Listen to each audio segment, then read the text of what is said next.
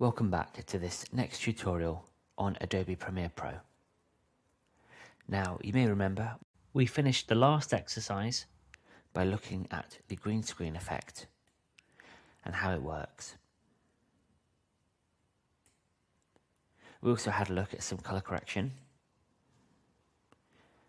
enhancing the colours in clips, the brightness, the darkness, and just the general richness of the video clip.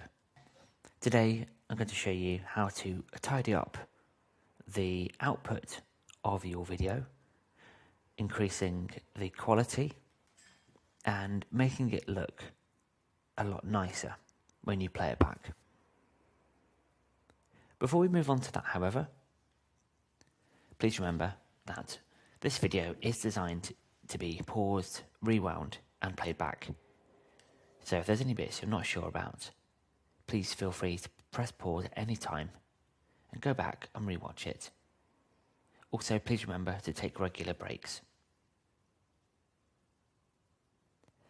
So, before we have a look at the next part of today's exercise, let's just quickly jump back into this project window over here on the left hand side with all your video clips in.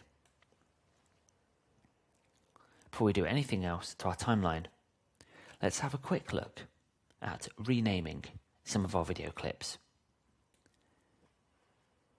If you shoot any video, you'll probably find that the video clip name will be a default name given by the camera. For example, 0001.mp4. As you start shooting more video, this might get a little frustrating.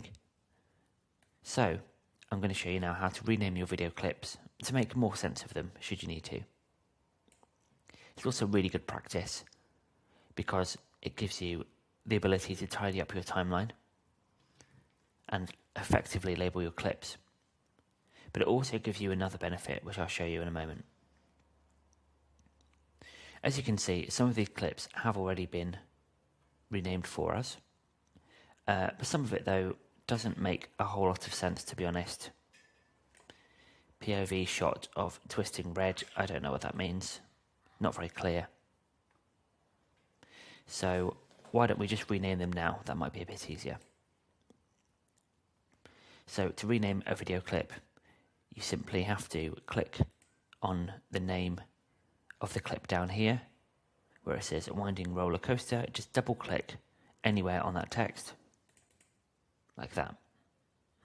Once you have double clicked on it, you can see that the text is now highlighted, so we can rename it. So I'm just going to call this one Winding Roller Coaster. There, much easier. I'm going to do the same to this one as well here. Speeding along roller coaster tracks, blah blah blah blah. It's a bit messy, a bit long-winded. So I'm just going to put fast along track. We can keep doing this to as many or as few video clips as you want.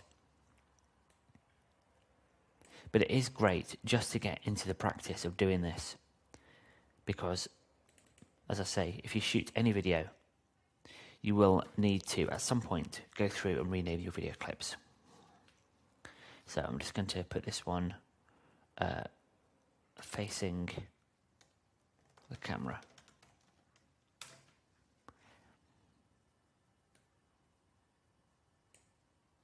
So now I'll show you the other benefit of renaming your video clips. Let's say, for example, you're looking for a particular shot that you filmed yourself, but you can't remember whereabouts you put it in your folder. A really quick way of finding a video clip, once you have renamed it, is to use the search function up here. All you have to do is click in this search box and just type a keyword that you're looking for. So, for example, I want to find that fast moving shot but I can't remember where it was. So I'm just going to type fast. And once you do this, you can see that Premiere Pro has found any video clips which include this keyword in the name. Again, this is really, really handy, especially if you have done lots of shots in one location, or perhaps you have interviewed a subject like John. You can rename all the video clips with that subject in and just put John in the description when you're typing in the name of the clip. That way, when you search up here, you'll find all video clips containing John. Really handy and a great way to quickly find video clips. Obviously, once you have found them, you can double click on them and then apply your mark in and mark out points and place them onto your timeline. Another thing you may want to do is to rename your timeline. Yours will also be having a strange name like this. It might be a slightly different name to mine. That's because the name comes from the very first clip that we put onto the timeline. So the very first clip I put on here was this one, POV, roller coaster twists and turns, blah, blah, blah, blah. So your timeline is named with the name of the very first clip that you've dragged and dropped on there. Let's rename it now. So go ahead and find your timeline in your project window. Now remember, we can find the timeline using these symbols in the corner. So remember, this video clip, this symbol here implies a video clip has been used in my timeline. And the blue clip here indicates that the audio from this clip has also been used. If it's greyed out, that means this clip has not been used yet in my timeline. The sequence has a slightly different symbol. As you can see, it looks more like building blocks. Another way to find your sequence is if you click onto your timeline here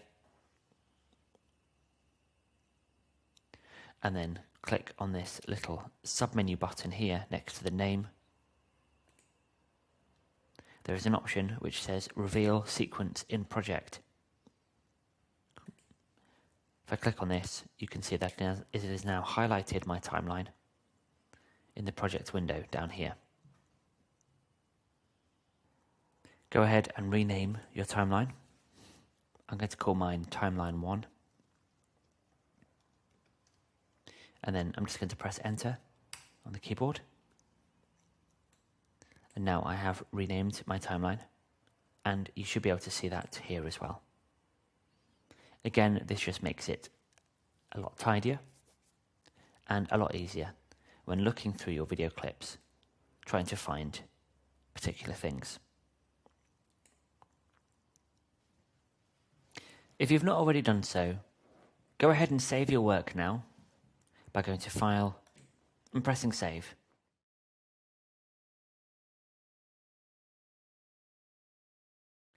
Now let's have a look at changing the speed of a video clip on our timeline. Go ahead and navigate to the shark swimming video clip or any other video clip which is at the end of your timeline. I'm going to go for this shark swimming one. To change the speed of a video clip, first of all, right-click on the clip with your mouse and then scroll down to Speed Duration.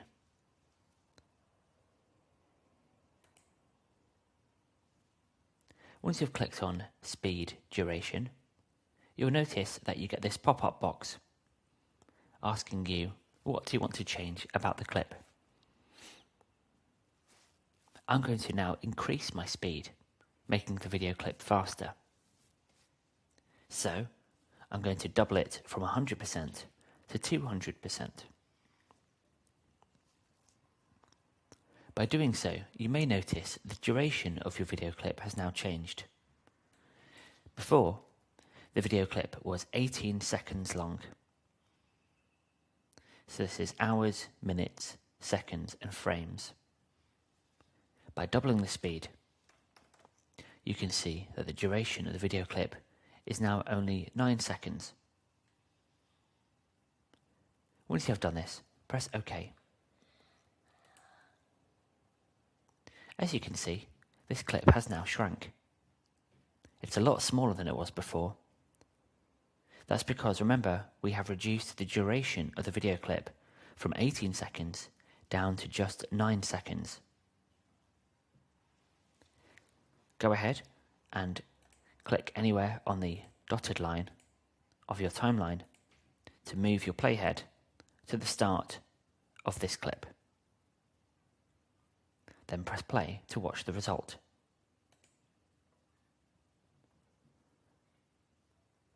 As you can see, the shark now swims a lot faster.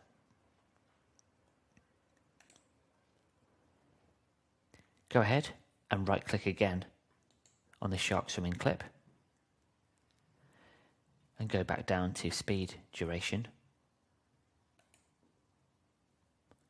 This time, increase the speed to 300%.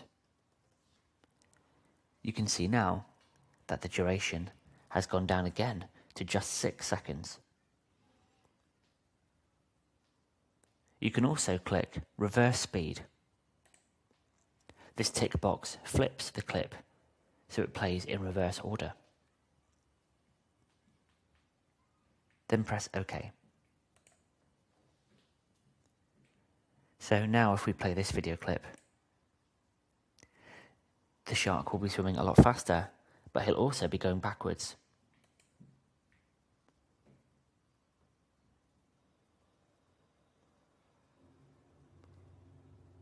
Go ahead and try this yourself on any of the video clips towards the end of your timeline.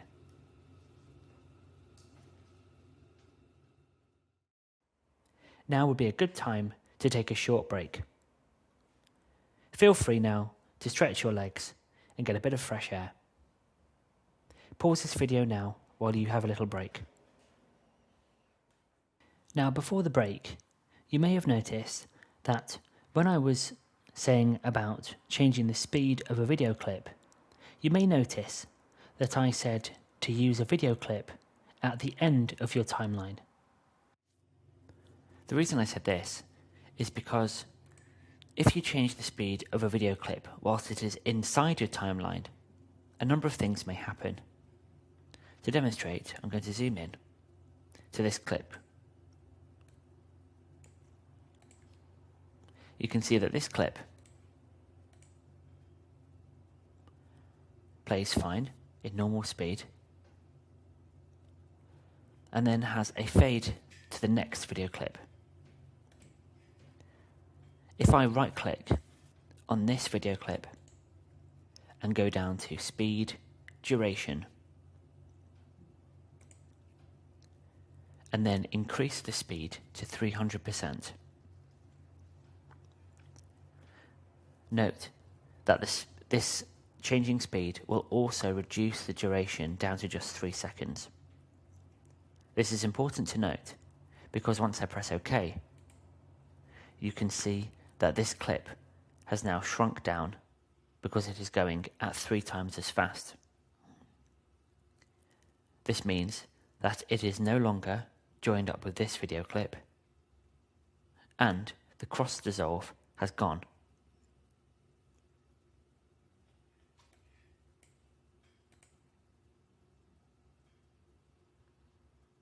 As you can see, the clip plays fine at 300%, but we need to close this gap here. There are a couple of ways that you can close a gap on the timeline. The first way to do it would be to drag your mouse, highlighting all of the other clips after it, and then picking them up and moving them back.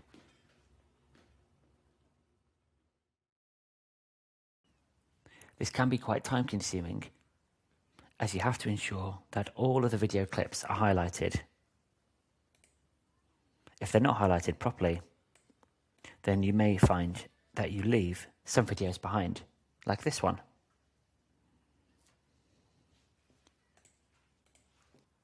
The easiest way to close a gap between video clips is to right-click in the empty space here and then click on Ripple Delete. As you can see, Ripple Delete pulls the clips back and closes a gap for you, now leaving a seamless gap between the two video clips, also allowing you to add that all-important cross-dissolve back between these two clips, should you wish to. That is one reason why you may not want to change the speed of a clip whilst it is embedded in your timeline. Another reason is if you change the speed of the video clip by making it slower. For example, I'm now reducing the speed down to just 50%, so this is playing at half speed. When I press OK,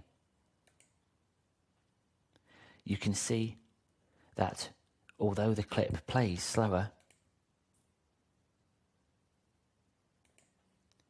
because of the position of the following video clip, it doesn't show you all of the slowed down video. To compensate for this, you would need to select all of the other video clips, move them out of the way, and extend this video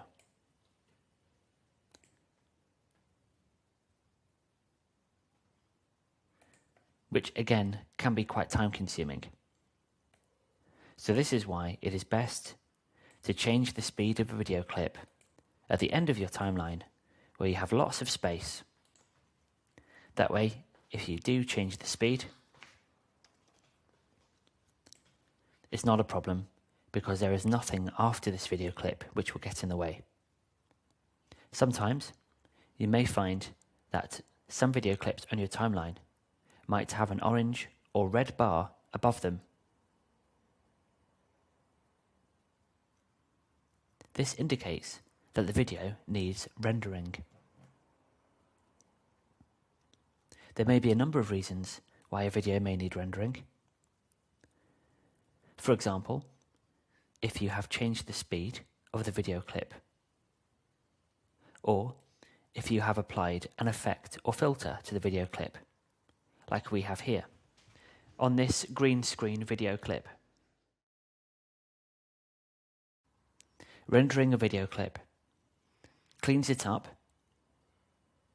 so that it can play back in its full quality without any pixelation or fuzzy edges. This will remove the red or orange bar and on the top of the clip up here on the timeline, and will also enable it to play back without skipping or jumping or being pixelated. To render your video, first of all, make sure that you have your timeline selected. You can tell if the timeline window is selected, as it will have this blue outline around the outside. Otherwise, you will find the outline around another window, indicating that this is the selected window. So again, make sure that it is your timeline which is selected and active. Once you have clicked on your timeline to select it and activate it, move your mouse to the top of your screen where it says Sequence, and then choose this option, Render In to Out. Once you have clicked on this, you will see a pop-up box like this. This pop-up box gives me a breakdown of how many videos are being rendered and an estimated time of completion. Premiere Pro is telling me I've only got about 12 or 13 seconds left. However, this can often be slightly wrong, so don't worry too much if the estimation is incorrect. Go ahead and wait for the rendering to complete until it reaches 100%. After rendering, the video will automatically play from the start. You may also notice that the red or coloured lines have now gone from the top of your timeline here.